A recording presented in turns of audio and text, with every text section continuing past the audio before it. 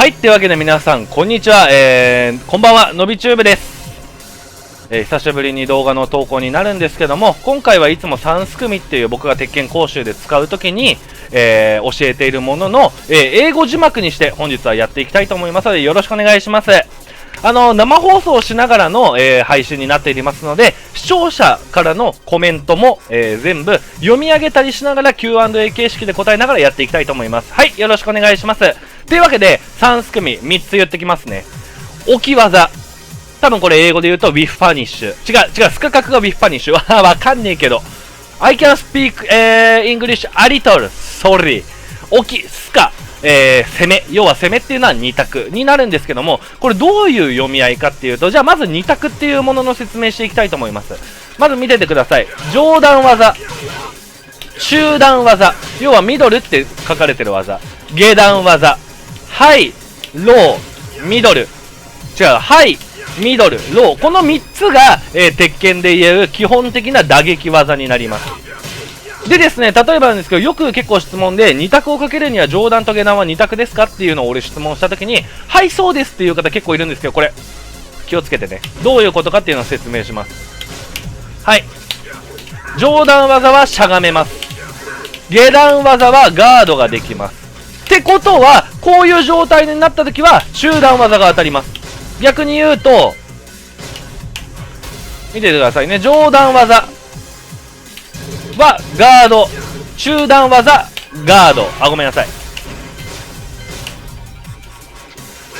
そう、中段技はガードになりますね。覚えておいて、これガードになるでしょ。なんだけどこういう場合は下段技が当たりますよ。ってことは相手がしゃがんでくるんだったら中段技、相手が立っているんだったら下段技で崩しに行きましょうっていうのがまず2択になります。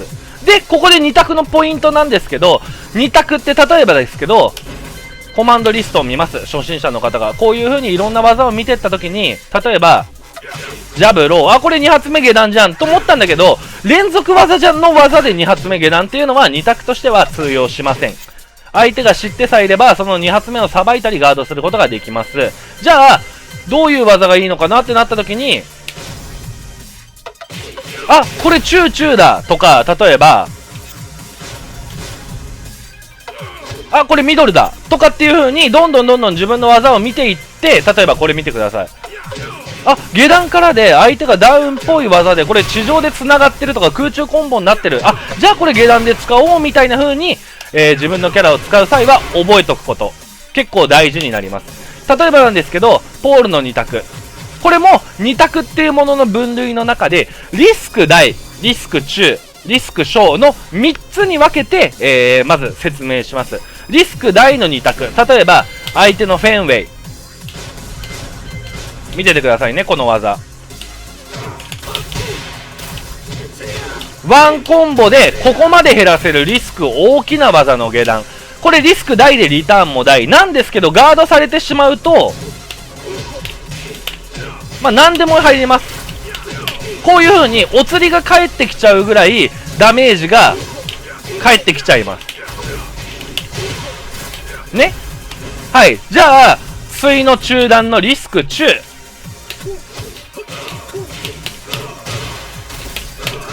はいってなりました。じゃあこれガードしてみましょう。マイナス7って書いてある。これは最低ラインで皆さんまず確定反撃の勉強なんですけど、鉄拳で一番ほぼ速い技、例外もあるんですけど、技は10フレームってことは、技はガードされても確定反撃がなくて、ヒットした時に両方ともコンボに行ける技。これめっちゃ強い2択なんですよ、実は。例えば一生しゃがんでます、浮かします。間違えた。お前何してんだこいつ。やめろ。いきますよ。これ2択食らっちゃいました。でもこの2択は相手がもし中段で今打ってきててガードしても確定反撃がないから、そもそも2択に行けば行くほど効率がいい2択になりました。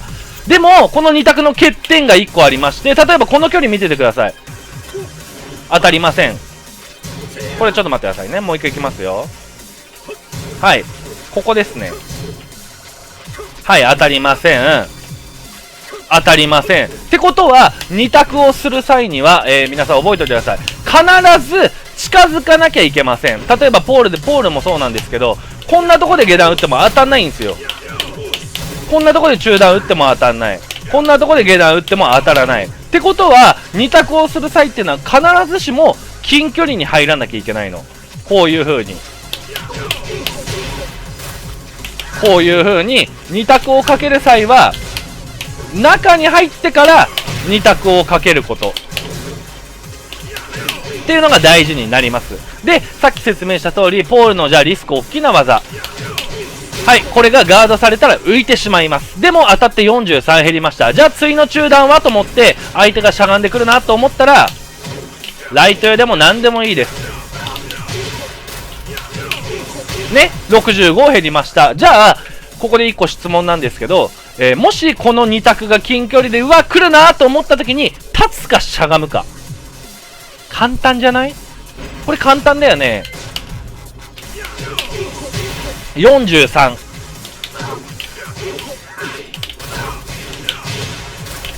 66。で、壁まで行ってしまったら追加のコンボが入ってしまう。ってことはこれ立ってた方がいいんです。覚えておいてください、皆さんこれは。2択が来るなと思った時に、両方ともコンボに行かれない限りは、基本的にダメージが低い方を優先して食らいに行くこと。なんですけど、例えばなんですけど、もちろん今の浮かせ技だって、確定反撃はあります。例えば、フェンだった場合は、これにするとします。マイナス見ててくださいね。13。ってことは特定の反撃技、12フレームって書いてあるものだったり、13フレームって書いてあるものだったりっていう技は確定反撃で入りますよっていうのがまず2択の仕組み。じゃあ、一生この2択だけ打ってりゃいいじゃんっていうわけでもなくて、じゃあ例えばなんですけど、次のステップ、リスク中の2択に行きましょう。はい、リスク中の2択っていうのは何かっていうと、例えば中段技。この技ってガードされてるのにプラス3フレームあるのって。そもそもこの時点で超強いじゃん。で、下段技いきますよ。あ、これプラス4フレームあります。じゃあこれ当たった後にショートアッパー打っとけば相手のワンツーと相打ちだから、これとかだったら割れないし、あ、強いなってなったじゃん。じゃあこれって何か、なんで強いかっていうのをもう一個説明すると、まずこっちの方は当たった時のダメージ見てください。22なんだけど、さっきのコンボって66減ってたじゃん。この時点でリスクっていうのは大きくなくてダメージも少ない。下段の方もダメージ見てください。こんなもんなんですよ、実は。なんですけど、これも当たった時にプラスフレームがでかいですし、ガードされた後の硬直マイナス見てください。12って書いてありますよね。12って結構鉄拳の業界で言うと、例えば11、これ僕の攻撃発生フレーム見てください。11、13ね。で、15。っていう風に、大体のキャラが11、13、14、15ら辺を持っているので、大体この技をガードされたとしても、反撃は相手のトゥースマッシュしか返ってこないので、じゃあこの2択ってかけ続ければかけ続けるほどお得になります。これがリスク中、リターン中。最後にもう1個まだありますよ。この技と、この技は何が強いかっていうと、カウンターヒット時追撃ができる、プラスリーチが若干長いので、こういう風にこういう距離からでも攻めに行ける。さっきのこれとかって届かないけど、こっからでも届くから強い。じゃあもう1個次の中段はってなった時に、あ、こんなの届く距離でしゃがんでればいいじゃんってなっちゃうから、これ何が強いか説明します。見ててくださいね。相手ガードした時の硬直フレーム見ててください。マイナス9、ワンツー入んないってことは、この技強えな。でも何が強いかっていうと、追撃が入ります。強いでしょ、この時点で。じゃあ中距離から中に入るときはこれでいいんじゃないかなとか、例えば近距離でわざわざステップから技を出すのってむずいじゃん。近距離はこれでいいんです。でも近距離じゃなくて中距離に離れた際は今みたいにやっていくこと。例えば組み合わせることも大事。霹靂と横移動両パンとか、横移動両パンと横移動を知らぬい、横移動をなんかとか、例えばポンケン、これもダメージがでかいので、相手がしゃがんでくるなと思って、でもライトここじゃ届かねえなと思ったらステップを伸ばして本剣打ったりとか、いろいろ2択っていうのはこうやって組み合わせができます。はい、今のでまず2択の説明、最後に忘れてました。リスク小の2択、これは何かっていうと、皆さん今フェンウェイの体力がマックスなんですけど、残り1割とかで考えてください。1割2割、この技発生20フレーム、発生19フレームなんですけど、横から打ってるのでどっちもちょっと遅くなってしまいますっていう時に、最後に使える技はリーチが長くてリスクが低い2択。皆さんに覚えていてもらいたいのが、基本的に下段技はガードされたら必ず硬直がありますなんですけど、その中でもこれ発生見てください。12フレーム、これ19フレームだから、最後の削りとかこれガードされてもこれしか基本返ってこないし、最後はこれでもダメージ見ててくださいね。わかる？困った時とかに発生が早いから、ワンツーとかを打ってマイナス1、相手がなんか手出してきそうだな、強い2択きそうだな、生ローとか、対の中段は14、発生14でリーチが長いし、何が強いかっていうと、ガードされた時のマイナスは9だから、相手が攻めてくるかもしんないって時に派生技があります。要はこれってガードされたらもちろん浮いてしまうんですけど、相手も一瞬しゃがんでこの技をガードしなきゃいけなくなってしまいます。だから最後の削りかこういうのを打ってみたり、あえてもう一回打ってみたりするとかっていう風に組み合わせて2択っていうのをかけてみましょう。はい、2択の説明終わりました。では3組次の説明に行きます。置き技。はい、これ3組の置きすか攻めの中で2択っていうものをまず教えました。攻めの2択。置き技っていうものは2択に勝てます。どういうことでしょう。じゃんけんで言うと、例えばなんですけど、攻めが2択がグーってことは置き技はパー、グーパーの役割になってて、これがなんでかっていうと、まずそもそも置き技の説明をすると、置きのいいところっていうのは、基本的にガードスカしても硬直が少ない技っていうのは置き技として優秀です。ヒットした時にコンボに行ける技っていうのが基本的に優秀です。で、とにかくなんだろうな、硬直が少ない、ヒットした時コンボに行ける、理想は中段。例えばだけど、結構皆さんでもご存知の通り、最速風神剣がもし中段だったらバグってるでしょ。だけど最速風神剣は上段だから、例えばですけど相手の最速風神剣が来るときはこういう風に下段のしゃがせてから中に入ったりすると対策ができます。じゃあポールの場合は何がいいかなってなったときに、相手が突っ込んできたときに当たる、カウンターで当たるこの技、この技ってガードしても硬直が少ない。これも表示設定で見れるんですけど、硬直時間、じゃあ僕の方の技見ててくださいね。例えばポン剣を置きます。自分の動き出す時のフレーム見ててください。めっちゃ動けないでしょ。なんですけどこれ見ててくださいね。速くない？動き出し。これはこんだけ硬直があるの。これはちょっと短いの。右アッパーもちょっと短いの。ハイキックももちろん短い。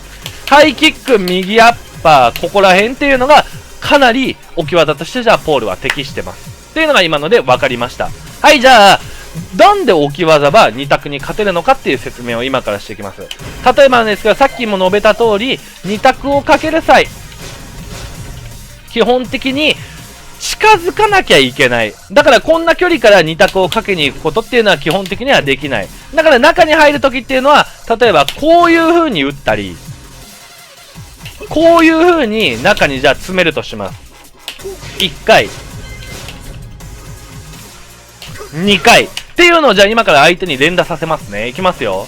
相手は透かしたくないから2択をこれからどんどんかけにきます。1回目2回目3回目で、僕はあんまりしゃがみたくないからしゃがまない。4回目5回目6回目で置き技を一発合わせますね。いきますよ。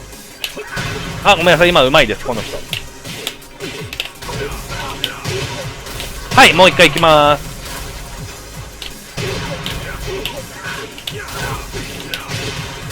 ダメージ見てください。78出ました。相手は2択1回通してダメージが15とか。下段の方ももちろんこれ下段になってガードされちゃった場合確定反撃があります。じゃあこの2択って相手ってかければかけるほど美味しいのってなった時に美味しくないでしょ。なんでかっていうと効率が悪いのよ。2択をかけるっていう行為はすごい強いんだけど、じゃあ仮に今2択を5回6回かけられてる最中に1回でもこういう風に置き技に当たってしまったら全てのダメージが取られてしまうの。でもなんでじゃあ右アッパーの方が相手より打ち勝ちやすいかっていうのももう1個ポイントがあって、置き技のポイントとして基本的にこうやって前に出て打たない、前に出て技を打たない。例えばなんだけど、その場から打つ、横移動したりバックダッシュしたり、その場から技を打つ。相手が中に入ってくるのをじゃあ見てから打ってみますよ。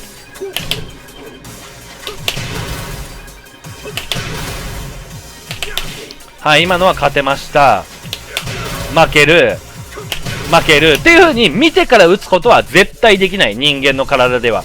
だから相手が中に入って2択かけてきそうだなってとこでこうやってあらかじめ置いとくの。例えば置いとくのなんでもいいけどね、まあ技は基本的に右アッパーとかがいいんだけど、こうやってこれをすることによって相手は前に出てからタクをかける、僕はその場から技を打ってる。どっちの方が発生が早く出せるかっていうと、その場から技を打ってる方が比較的発生の早い技をこっち側の方が出せる。前ダッシュしてから技打つのとその場で技打つのはどっちが早いかっていう仕組みになってます。これめちゃめちゃ大事なのでまず覚えておくように。なので2択が来るなって思ったら見てから打つんじゃなくて、その場でこうやって右アッパーとか振り回しときましょう。こういう風にね、これはステップ挟んでるんで、こう2択が来るなと思ったらこういう風にあらかじめ迎撃する。これがまず攻め側が置きに負けちゃう理由、置きが攻めに勝てる理由っていうことです。置きは動かしながらにした方がいいのですか、その場でこするのはダメですか。もちろんこういう風に動いててここでこうやって連打するのもいいんだけど、相手にこれって結構バレてしまいやすくて、相手はこれ次の説明に入るんだけど、最後の説明で置き技っていうのはスカ角に負けてしまう。これなんでかっていうのを説明していきたいと思います。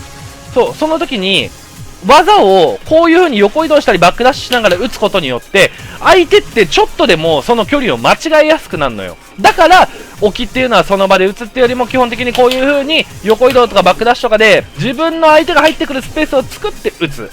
はい、じゃあ相手が2択をさっきみたいにかけてきました。置きが勝ちます。じゃあ逆に言うと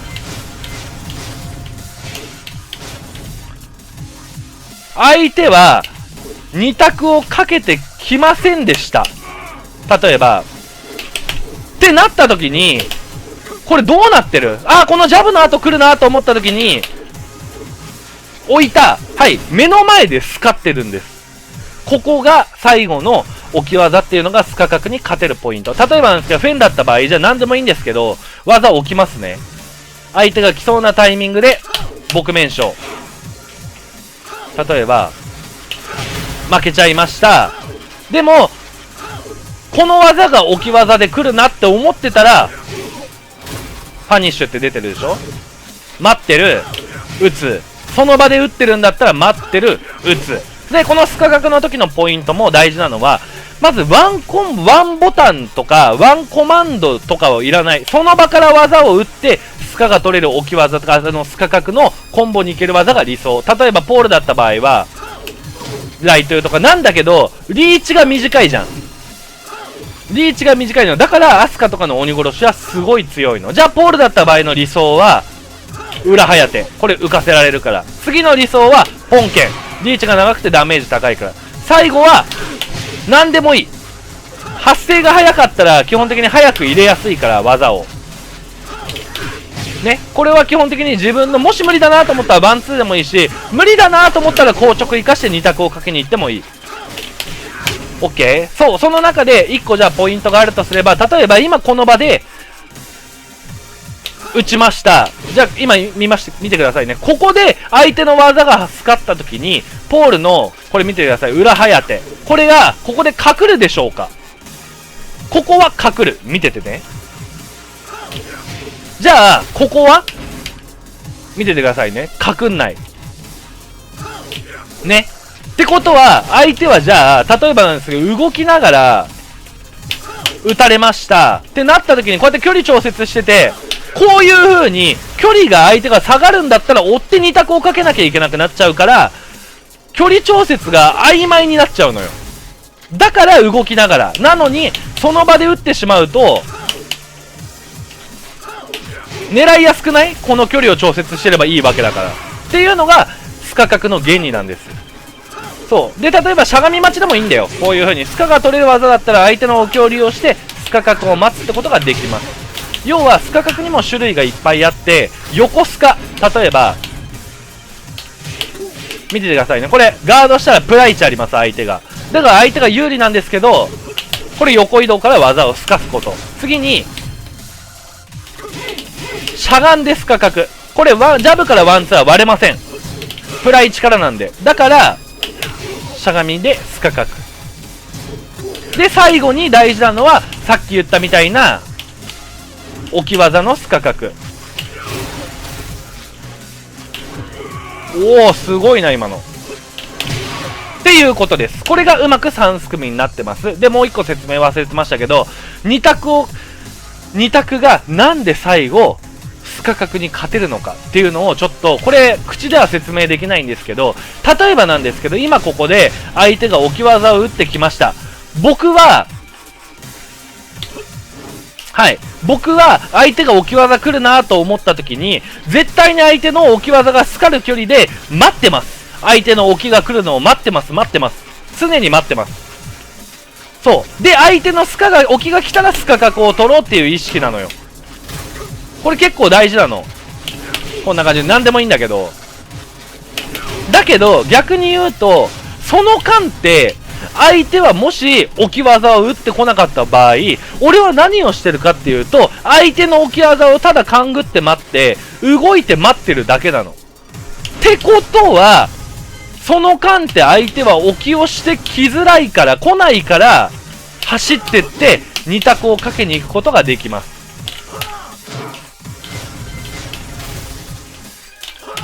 そう、これすごい大事なことなんですけど、なんでかっていうと、相手は今、例えばこの状態の時に、もしさっきの前 RK が飛んでくるなと思ったらスカ角が取れる。でも、スカ角を取ろうとしてる人間が、こういう距離で2択をかけに行ったりとかってできないわけじゃん。待ってるわけなんですよ。だからそれを相手に読み切られちゃったら、こうやって、強い2択をかけられてしまいます。で、コンボに行かれちゃう。2択を受け切るしかない。これが読み合い。でも逆に言うと、今みたいに、こいつ絶対2択かけてくるなと思ったら、置き技が当たりますよ。これがうまく、置きスカ攻め、2択スカ角攻めの3すくみになっています。で、これっていうのは、あくまで、教えやすいから、こういう言葉を用いてやってるだけであって、この言葉を用語を知らなくても、上級者は勝手に分かってます。ポイントとして。勝手に分かってる。だから、みんなは意識することは、例えばなんだけど、対戦相手、フェンウェイが来た。フェンウェイの2択は何かな？その2択ってリーチがどれぐらい長いのかな？確定反撃はあるのかな？フレームはどれぐらい優秀なのかな？下段と中段どっちコンボいかれちゃうのかなとかを考えること。次に、相手の置き技って何かなって考えたときに、例えば、和也だったら風神剣怖いなと思ったら、こういう距離でしゃがんで待ってるとか、風神剣打ってきそうなタイミングで、しゃが捨て技を合わすとか、しゃがんで待って風神が来たら浮かすとか、キャラによって変える。和也の2択怖いな、2択めっちゃ奈落打ってくるやんと思ったら、置き技で相手の技を対処しましょう。相手が奈落とか左かか打ってきそうなタイミングで、あらかじめこうやって技を打って迎撃してみましょう。これがめちゃめちゃこれから先大事になってきます。はい。で、最後にこれちょっと使われなくてもいいんだけど、今からクイックマッチいきますね。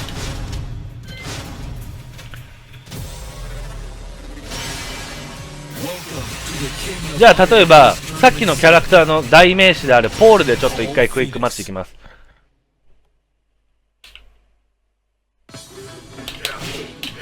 そう置きやるよからの攻めに行くっていうのはこれ結構大事なこと覚えておいてくださいね。ポールの置き技の場合は右アッパー、ハイキック、これでちょっとこれは動画 YouTube の方の動画に上がるときには名前を隠してちょっと相手の名前を隠して載せてください。じゃあ今から3すくみを意識していきます。まず対戦相手見てみましょう。和也財布が怖い、2択が怖い、確定反撃は例えばだけど右かかと左かかとはない。起煙が来た時にポールだった場合は後ろパンパン返そう。で、スカ角も財布打ってきやすい。で、どこまでじゃあ相手がスカ角を狙ってきてるのかをチェックするために、まずいっぱいちょっと右アッパーとかハイキックとか打ってみます。まず今の時点で狙ってこない。奈落かけられた。こういう風に2択をかけてきそうな場面で、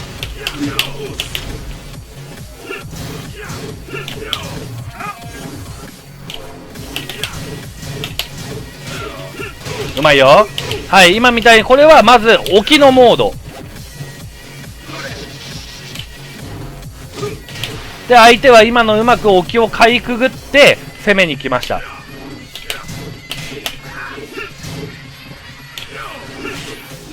はい。で、今1個ポイントがあれば、置きをめちゃめちゃ打ったことによって相手は置きを待つじゃん。これすごい大事で、じゃあ次に切り替えて2択をかけに行きましょう。こういう風に。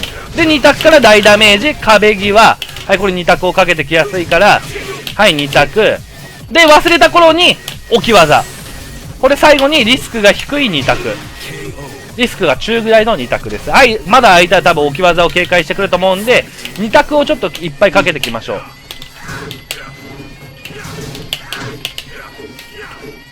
2択、2択、2択、ちっちゃい2択、壁際は大きな2択。当たった時にはこうですね。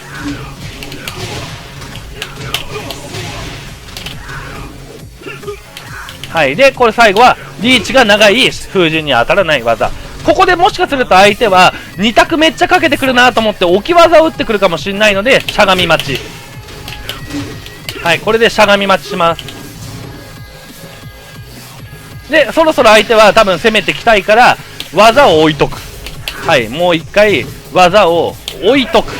で、これは相手はその上段に合わせたしゃが捨てを打ってきました。じゃあ右アッパー打ってみましょう。はい。で、コンボ。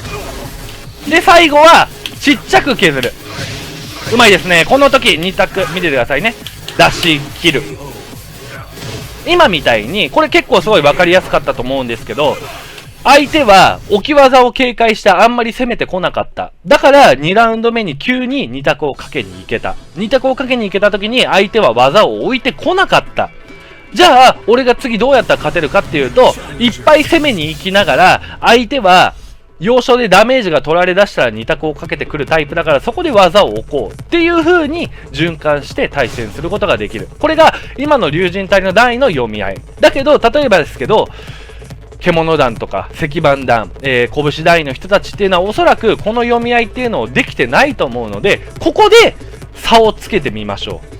自分のキャラクターの置き技スカ学攻めっていうのは上級者のプレイを見てれば大体わかるから。スティーブだった場合クイックフック、マードックだった場合左アッパー。大体どのキャラにも1個から3個置き技はある。スカ角はどのキャラにも1個から3個以上いっぱいあるので、そこら辺を意識しながら皆さんやってみてください。というわけで、ノビチューブ多分おそらくちょうど動画は20分ぐらいの尺になったのかな、編集いろいろしてもらって、次回もまたこんな感じで好評であれば、初心者講習ではないです。今回は超基礎的な3すくみってものを教えたので、次は超初心者講習だったり中級者講習、上級者講習の方をこれから先どんどん翻訳を通して、投稿していきたいと思いますので、皆さんチャンネル登録の方よろしくお願いします。お疲れ様でした。